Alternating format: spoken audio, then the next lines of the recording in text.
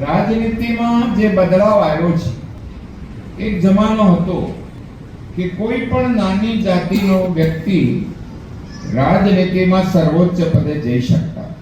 It was a period. મેં ઉદાહરણ તરીકે કહું કે ગુજરાતમાં મોરારજીભાઈ દેસાઈ, જાતિ કેટલી?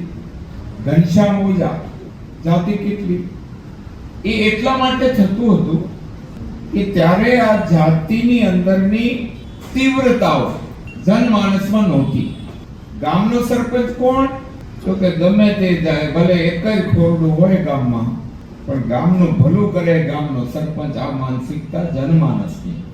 અમે કે કોઈ પણ પોલિટિકલ પાર્ટી ગમે તેટલું કે અમે જાતિમાં નથી માંગતા, પણ જ્યારે ટિકિટ આપવાની થાય ત્યારે આંકડા જોયા વગર રહેતા જ નથી.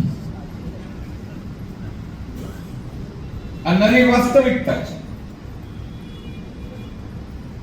સમાજ જીવનનો બદલાવ આપણે ભારતને કહીએ છીએ અનેક જ્ઞાતિ, જાતિ, પંથ, પ્રાંત, ભાષા, સંપ્રદાય, આ બધાનો એક મેળાવડો છે.